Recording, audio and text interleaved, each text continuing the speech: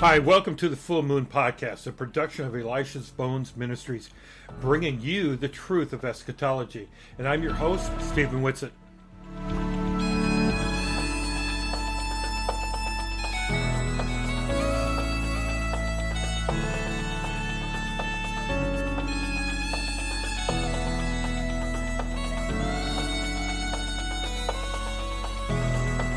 I hope you will join us here every Sunday night at 7 o'clock Central, 8 o'clock Eastern, to discuss all things concerning the end of days, or you can listen to your favorite podcast source at any time.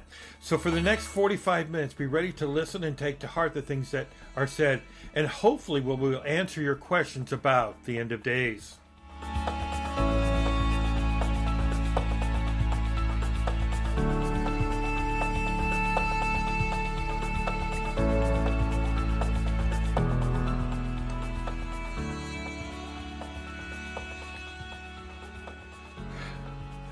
This is a brand new podcast dealing with all things concerning New Testament prophecy, which includes, of course, the Olivet Discourse, the book of Revelations, and everything in between. And we're going to be talking about, of course, the different views of eschatology. But most noticeably, we are going to be attacking, pulverizing, exterminating the full preterist position. Excuse my enthusiasm there. So this next 45 minutes is your introduction into all things related to the end of the world. And to begin with, of course, you probably want to know who I am.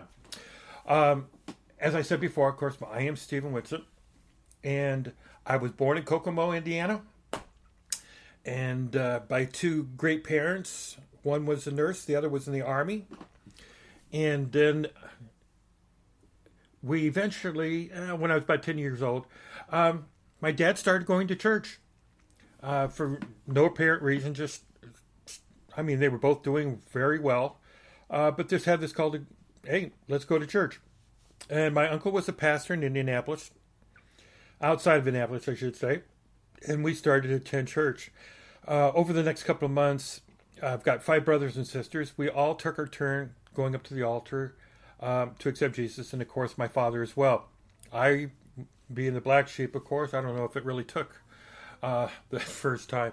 But eventually later on, it became more and more important to me by the time I became a senior in high school. After we got saved, of course, Dad got it was a calling. He wanted to be a pastor. He wanted to serve. And so what he did was contacted a gentleman out in California and said, hey, I want to come out and be a pastor. I want somebody to train me, and I want to be discipled. I want to learn and everything else. And so this gentleman, and this would have been about 1972, said, sure, come on out. So my father made the audacious move to buy a camper, extend it out so that 7 people could fit into it. So he had to add extra bunking in the back. Did it all himself. And then we sold everything. They quit their jobs, and we started heading west to California to join this ministry. And then we got into Omaha, and Dad contacted, it would be an uncle, my mother's uncle, her father's brother, of course. And they got to talking and visited and everything else, and he decided to stay there. He had already been working on starting a ministry, and he said, hey, come on, we'll do this together. So my parents had to call that gentleman out there and say, hey, we're not coming. The Lord's kind of led us in a different direction. Well, that man was Jimmy Jones. My parents had been talking with him and on and off directly for several months as we made those plans to move out there and join the People's Temple in California, which I don't think it was called that at that time, but that's what it eventually became, of course. So we stopped off in Omaha, and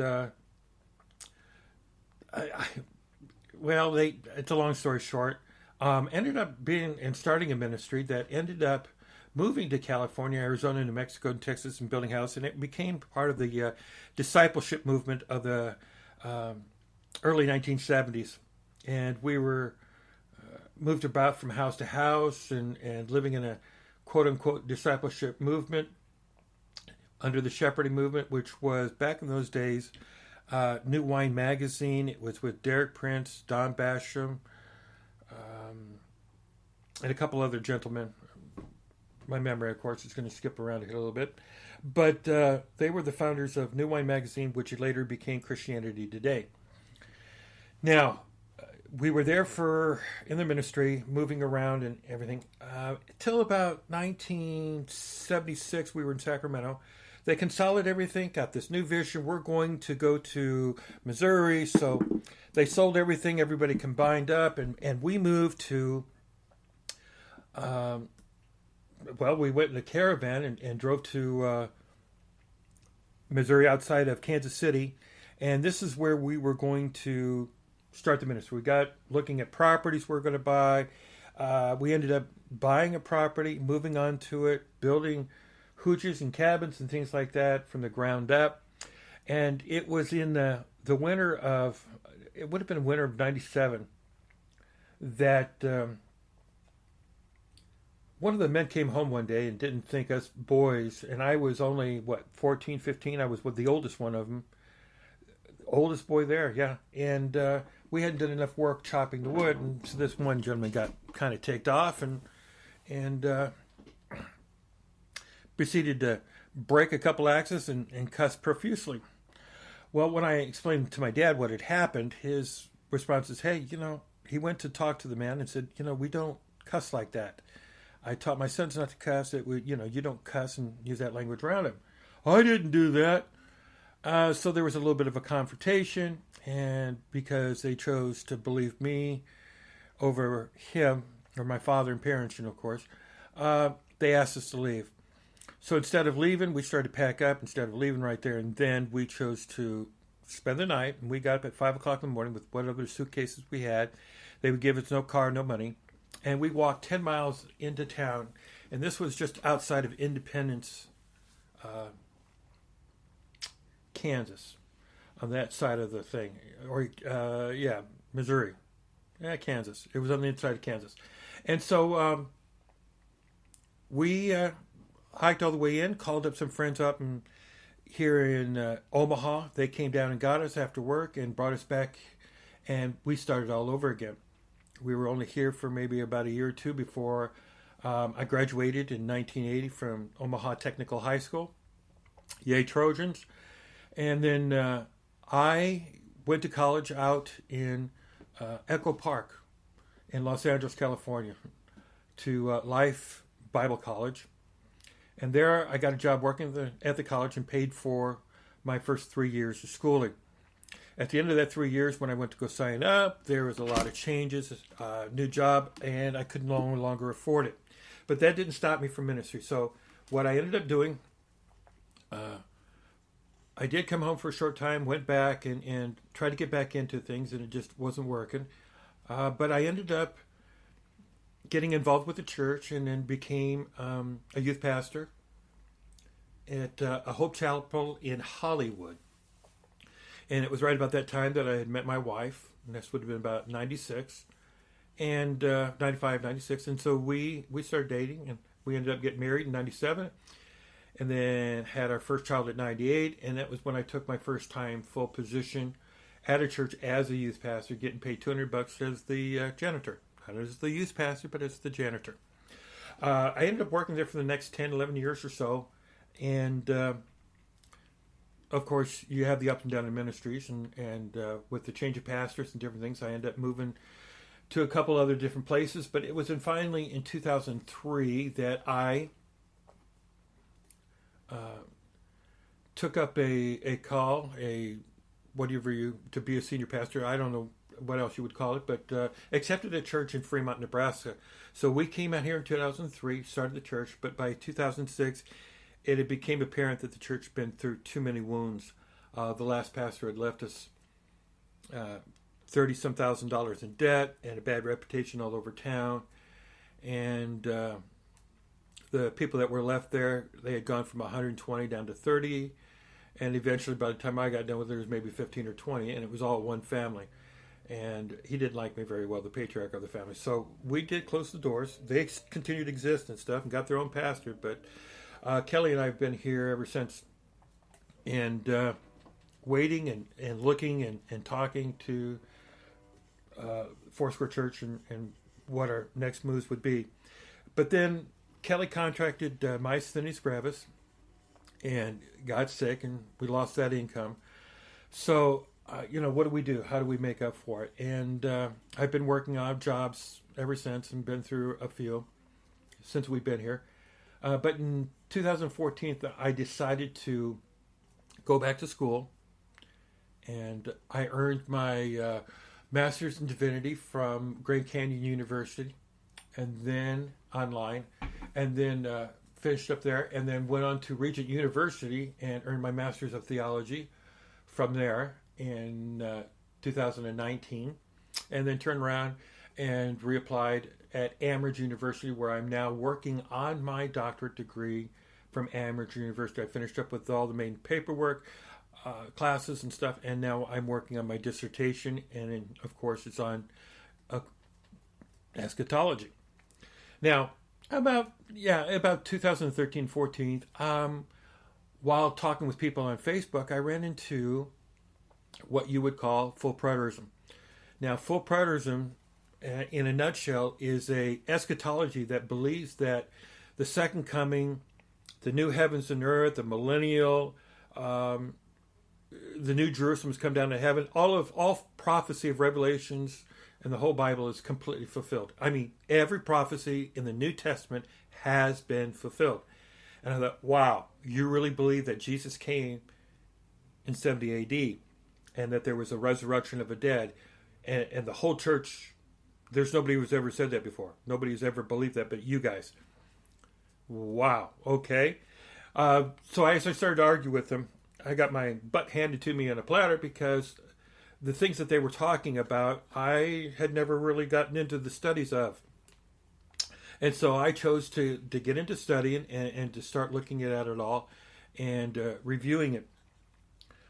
So over the last few years, I've gotten into a lot of discussions with a lot of full preterists on their website pages, discussing things, Facebook pages, discussing. I have developed my own YouTube channel, Elisha's Bones, and putting up and building a kind of a brand name for Elisha Bones because of what we want to do here and getting this word out and really warning people about what full preterism is and not to fall for it. Because slowly and surely people are falling for it. It is growing. At one point, there was probably just as many people leaving as there was coming in. But at this present time, there are a lot of people that are falling in line with this. Now, how do I describe full preterism? It's destructive in everything. But most importantly, it is considered heretical. And why is it heretical?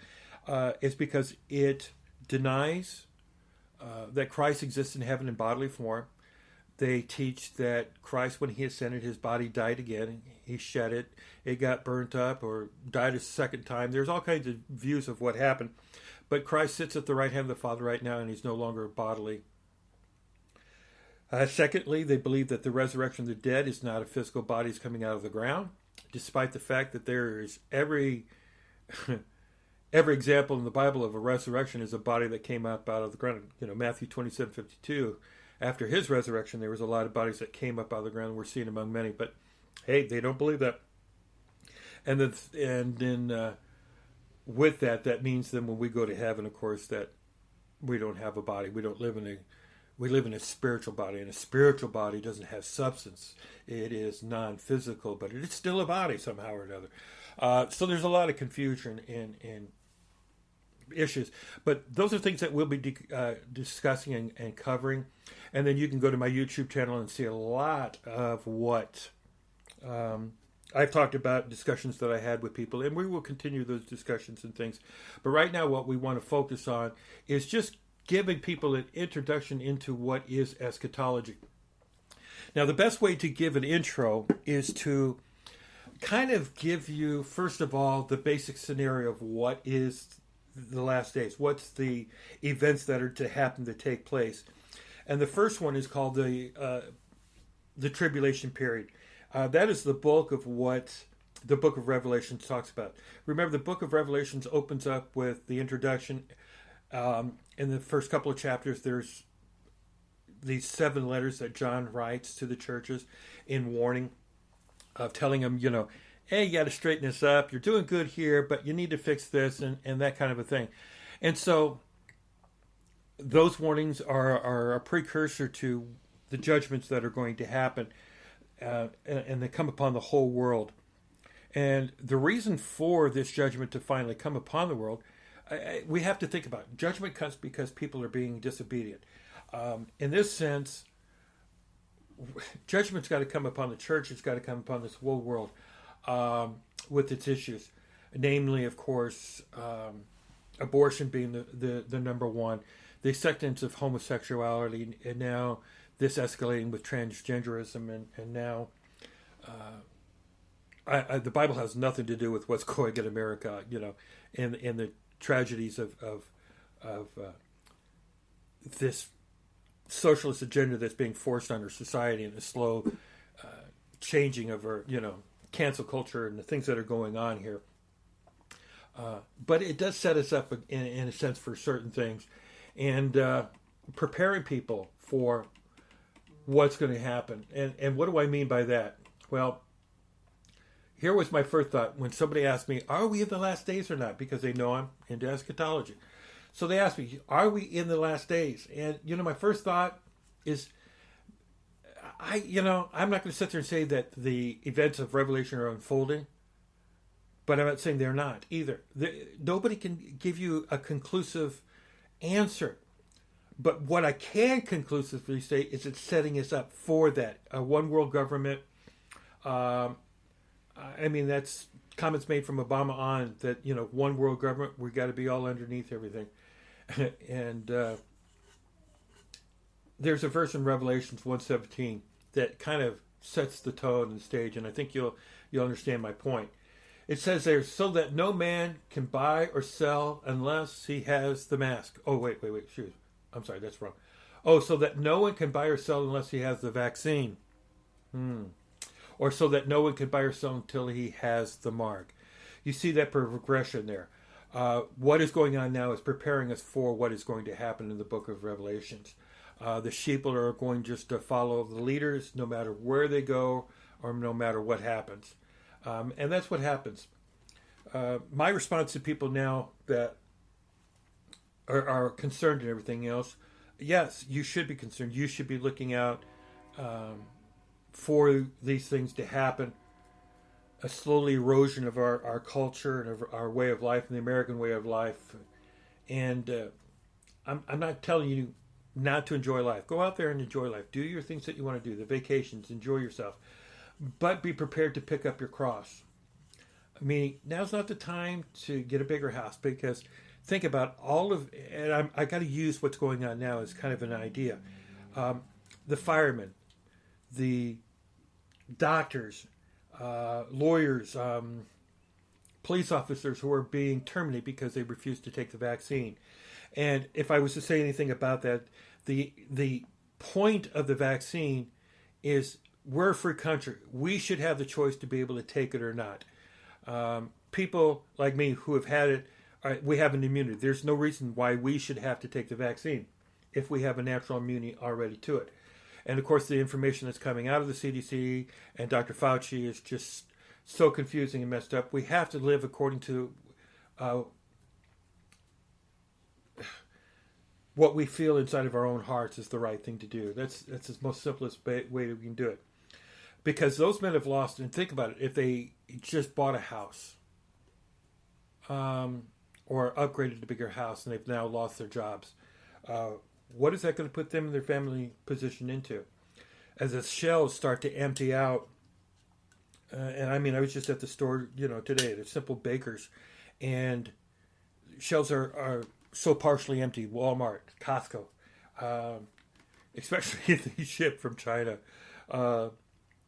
they're going empty because there's just not enough stuff coming in, and it's getting thin. And when we don't have those choices anymore, we might be reduced down to just flour, rice, and sugar, things that we grow here ourselves. So it's time to plan, organize, stock up, and put yourself a garden in. Plant fruit trees all the way across. You've got apples, and I did that myself. We've got 2 cherry trees, peach, plum, not plum, a peach, pear, and I got to put in the apple trees. We've been doing that in this property that we have here. So we got to be thinking about that. And I've always had a garden, so I think that's something that we got to be thinking about, because if you get caught and this all comes down as the way that we'll be describing it and showing it in scriptures later, it's not going to be a pretty sight, people, and it's going to be troublesome. I'm just glad I'm living out in the middle of Nebraska, out in the middle of nowhere in a sense, and with a Republican governor, so I don't have to worry too much about mandates and things like that, and we've done pretty good without it. So with that said, let me read a little bit of an introduction to you about what I put up here, where we can start with when it comes to eschatology. Of course, eschatology is the study of the Bible concerning the last things, or the things that will take place at the end of human history. It is the last days, the end of time, time of the end, any way you want to put it. And movies such as 2012, Armageddon, Deep Impact, I mean, those all have elements of the end of the world kind of stuff, and some of those I just love watching. They're fun. Now, the book of Revelation is a complete revealing of those events. Now, the author, of course, was Apostle John. People argue and say maybe it's this other John and this, that, and the other. But let's just keep it simple. It's the Apostle John. We don't have any reason why we shouldn't believe it's not him. It was written between 96 and 98 while John was on the island of Patmos. Revelation 1 through 7 there talks about. And after he was released, he wrote it. So it says there, I was on the island. So we know that he was there. And this was during the reign of Domitian.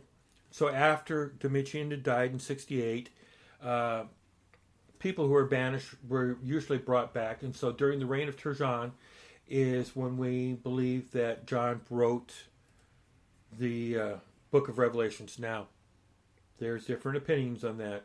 And basically between preterist and full preterism. Or partial, excuse me. So, understanding the book, the fundamental difficulty of the book is found in the language. The book uses metaphorical or apocalyptic Old Testament language to describe real and literal events. So the task of the interpreter of the reader is to understand the purpose of the imagery as it applied to the literal events.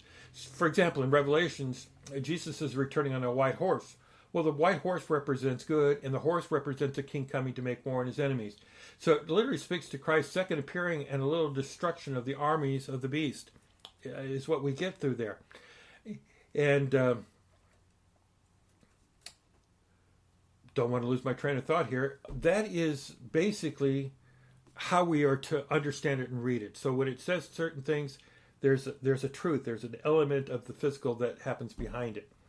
Now, the basic events that the book of Revelation describes is this tribulation period where nations get judged and fall apart. And in a nutshell, what happens is there's going to be a world leader that rises up to fix everything. And he brings peace. He performs signs and wonders. There's a false prophet who rises up to say, hey, this is the beast. This is basically God. You guys need to worship him and treat him like he's God because he's fixed everything. And people fall for that. And during this tribulation period of time, God sends judgment on the beast, on the people who take the mark of the beast. And yes, those are things we will explain and we will talk about in more detail later on.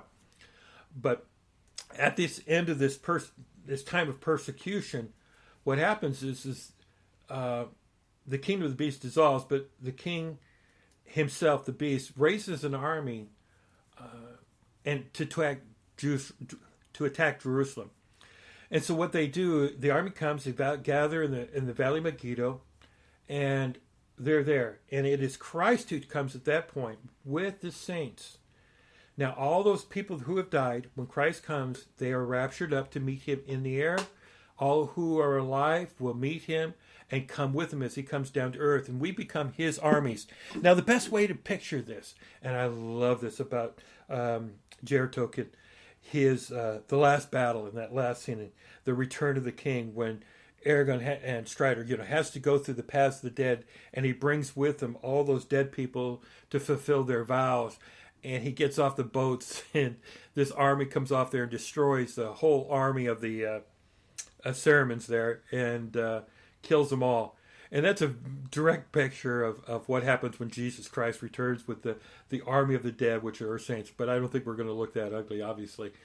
And what Christ will do then is, and there's different opinions, and we're not dealing with those just yet, but the main one, which is a premillennial post-trib view that I teach on and we'll talk about, is that Christ at that point will rule from Jerusalem with the saints for a perfect time period, which very well could be 1,000 years, very close to 1,000 years. I mean, he says specifically the beast rules for 3.5 years, 1,260 days, and therefore I have no problem believing that his kingdom will be there for 1,000 years. Now, during this millennium, what happens is that Satan is cast into the prison. He's the one who causes the beast to come up. And he's the one who inspires the prophet and to fool everybody and deceives the nations. When Christ comes back, he locks him up in a prison, seals it up, and he's not allowed to do anything in the way of deception or movement freedom here. He's no longer roaming the earth, I could say, leading people to destruction. And so you have this tension of resurrected saints and those that were saved and came with him, part of his army, living in Jerusalem, ruling over the nations, and then the survivors of the nations that came against Jerusalem living up there. And by the end of the 1,000 years, it says that Satan is released, and he goes back out to deceive these nations once again. And by his deceptions, they gather again for a second time, but this time there's no battle. They gather against Jerusalem, and God calls down fire that burns up this world and burns up this world of the godly. All the Christians are instantly have been changed. Of course, they have their bodies. There's details in there that we don't know about. In other words, what happens when a person gets saved? Do they get a new body? Do they? What happens? And we don't have any details, and I think that's deliberately left out because the glory of that time period is our vindication. Right now, it's the evil people that prosper, but during this time, it'll be us. And so I've already reserved my island in the Bahamas when this is all over. And during the millennium, I'm going to rule over Bahamas or something like that and have me an island, tropical paradise. I'm kidding, of course, but I'll have my mansions and everything else then, right? But this goes on for 1,000 years, and then the judgment, when they gather, instantly everybody who has ever lived will stand up before the throne of and will be judged according to the books of life. Those that are saved will be, book of life, you'll get your reward. Those who are the unjust, who have not had their names written in the Lamb's book of life, will be cast into outer darkness. And again, we will talk about hell and death and suffering and those things and those aspects again later on. When this judgment is over, Christ, we're in heaven, and it's just us, the Christians, his bride, his church. And what he says, there's a city there where we each have our own mansion. Picture this, people, with me, please. This city comes back to a remade earth. An earth that was like in the time of Adam. Untouched, unspoiled. Everything that we have built is completely gone. There's no buildings, roads, or anything. We get to come back to an earth in its pristine condition. Paradise restored. And he goes on to say that think about how glorious that's going to be. This whole world completely remade, the curse gone. No more death, period. No sickness, no disease, no struggling anymore. Wow. He basically says it has not even entered the imaginations of people of how glorious this is going to be. So think about the best you can imagine. Sitting on a beach in a hammock, anything you want to eat, drink, sitting around you in a click of a fingers, and you go stroll out into the ocean and swim with the sharks, and nothing eats you, nothing can hurt you, and there's nothing there to hurt you. They're all your friends. Okay, I know I'm going off on that, but the Bible says that is the beginning of this glorious future that we have. So what we do as Christians, we're basically exchanging our 70, 80 years of life that we have here, living for Him, carrying our cross, dying so that other people might enjoy. Because when we get to heaven, and I used to say this a lot with my youth kids, is that, see, I get up into heaven, I look around, who's going to be with me? It better be my family, of course, but how boring is that if it's just my family? What about my extended family? My brothers, wives, kids. Luckily, my whole family is saved. It's the grandkids we've got to trust God for, who have been messed up by this world and need healing. But I trust that also when I stand up before the throne, there are going to be a ton of people behind me. They're going to look at me and go, thank you. Thank you for preaching this. Thank you for telling us. Thank you for sharing the gospel with you and not being afraid and living a gospel that we can follow. We want to take as many people as we can when we go to heaven, people. Well, otherwise, just take us out when we get saved. But He leaves us here. We get raised up between the thorns. And this whole process of us living here is learning to love Him more and more. It's kind of the idea of, maybe that's not a good way to say it, like a sugar daddy. But to have somebody who's taking care of us and paying for things and watching over us, giving the roof over our head, I mean, that's what He does. He makes sure that we never falter, because without Him and His protection, being a Christian means we're at the mercy of this world. Where if Satan had his way, we would be not only be killed, but we would suffer. Just as many Christians are suffering now in the Middle East for their faith, being killed and imprisoned. That's going to spread, people. That's going to spread to here. But that's our vindication, is when we get into heaven, and it's about getting into heaven. So, with that basic introduction of those events, remember the tribulation, the second coming, rapture, resurrection of the dead, the millennial kingdom, the great white throne judgment, and then it ends with the coming of the new heavens and new earth. Those are the essential elements. Now, how those things play out, what I have given you is the pre-mill version. I just want to give you basically the 5 other ones and just kind of give them to you in a nutshell. And the 5 other ones start with post-mill. And between post-mill and a-mill, they're very close, but there's a couple major difference. The first one is that a-mill is a prefix meaning not. The idea is there is no 1,000 years, a literal. The a-mill believe that the millennial kingdom started when Christ ascended into heaven, and the church started reigning here on earth. So this has been the millennial reign. The kingdom of God has been growing and ruling here on earth with the saints for this last 2,000 years, excuse me. And this is that perfect time period. Now, at the end of this perfect time period of what's going on right now, Satan is going to be released. His authority, unquote, is going to be unbound, unquote. And he's going to deceive the nations. They gather against Israel and God's people, and God calls down fire, destroys them. And in the second coming is this thing of judgment again. But it's not Christ himself who literally comes down to earth and stands on the Mount of Olives. Or if he does, he gathers the people with him. The armies are defeated, burnt up, and then they go back into heaven. And for the great white throne judgment, where everybody on the earth is killed.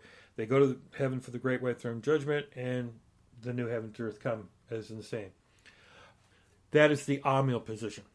The post-mill position believes that the church has been growing since the ascension, And eventually, church will prevail over societies, nations. Eventually, the kingdom of this world will become Christian.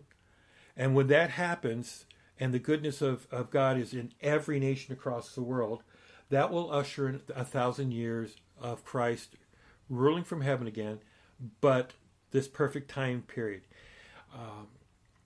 Again, of 1,000 years or longer or shorter, not sure quite directly how long it's going to last. But that just 1,000 years is a ballpark figure, of course. So at the end of that, the armies come. God calls down fire, destroys them, yada, yada, yada. And that's basically what's the same thing as a post-mill, or a mill, excuse me, are kind of preaching. Pre-mill is the one, and dispensational is a pre-mill thing, but with major distinction. Dispensationalism believes that Christ comes in two parts. In other words, there's going to be first at the beginning, before the judgments and the tribulations happens, there will be Christ comes down a little bit. Everybody gets raptured up in a secret rapture. We all go into heaven. And the tribulation happens. All these judgments are poured out because we, the church, don't deserve it. And therefore, at the end of that tribulation period, Satan is released. The army is in battle. And that's when the second Christ happens. The second coming of Christ happens. He comes at the end of that tribulation, that 7 years, distinct 7 years. And the resurrection and all that takes place. The 1,000 years, of course, then begins with Christ ruling on the throne in Jerusalem. So pre-mill, dispensation both have that same idea that Christ physically, bodily comes to earth and sets up a kingdom and a restored Israel. Now, the last two are forms of preterism. Partial preterism believes that Olivet and most of Revelations 1 through 18, in a sense, were all fulfilled by 70 AD with the destruction of Jerusalem in 70 AD. That was the coming of the Lord in judgment. Therefore, the second coming is at the end of this millennial period. They are mostly post-mill. They go hand in hand. But partial describes their belief that the Olivet and most of Revelation was all fulfilled, and therefore all we're waiting for is the second coming. The release of Satan, I think, for some, and those things to follow after. And then I explained a little bit, of course, about the full preterist who believes all prophecy was fulfilled in the destruction of Jerusalem in 70 AD. So now, those are the basic views. So if I was to ask you, what view are you? Do you believe that Christ returns at the beginning of the 7 years? Have you been taught he comes at the end of the 7 years? Or post-mill, a-mill, that Christ there never comes to earth literally to set up a kingdom. He just comes and takes everybody up to heaven, and the judgment happens, and yada, yada, yada. Or do you fall into the partial or full preterist? You got to ask yourself. Whatever it might be, my goal here in these podcasts will be to challenge you, what you believe, what you understand. We will look at a-mill most closer, post-mill closer, on all of these positions, and then we will be dealing with the men who teach these positions. Looking directly at their works, reading things, listening to things, and things like that. So that is the direction we're headed. And while I'm doing this, I'll be writing my dissertation at times. So I'm glad that you've been able to subscribe. You can go to my YouTube channel and look at the other videos that I've had up before. But stick with me on this journey that we are about to take through the world of eschatology. I think you'll find it interesting and informative, challenging, and please tell people about it, because we want people to have the hope of the gospel. We want them to have the hope of what's going on. But also, you know, people have to be prepared what is about to come and what is going to happen. And so, how do we prepare people? How do we inform them of what they need to be thinking about and how to think, and allowing the Holy Spirit to guide them in there. So, with that said,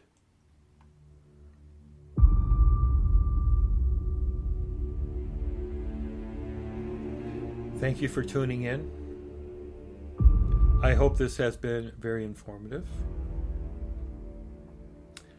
Join us next time as we dive deeper into the end of the world. But whatever you do, don't go watch the Left Behind movies. Don't. You'll just get yourself all confused, so don't do it. Alrighty. Thank you. And we will see you again soon.